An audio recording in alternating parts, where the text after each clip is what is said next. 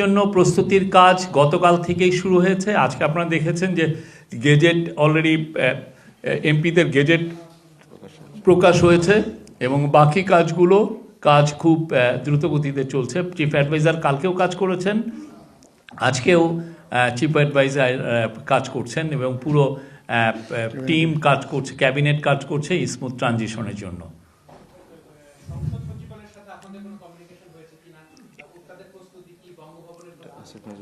এটা ডক্টর আসিফ নজরুল দেখছেন। Any other question?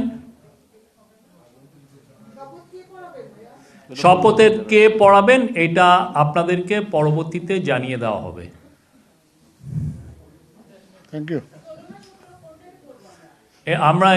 আমি যতটুকু পারি জানা ছিল আমি সেই উপরেই আপনাকে বললাম। এটা আমরা বলছি না, বাট সব শপথ এর মধ্যে হয়ে যাবে।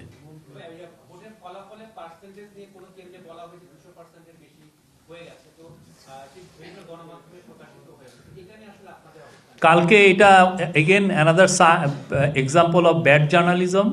ওইখানে যিনি রিপোর্টটা করেছেন ওনার উচিত ছিল যিনি রিটার্নিং অফিসার তাকে একটা ফোন দেওয়া, তাহলেই কিন্তু এটার দ্রুত উনি একটা উত্তর পেতেন। উনি তাকে, আপনি যদি রিপোর্টটা দেখেন ওইখানে কিন্তু উনি কাউকেই ফোন দেননি।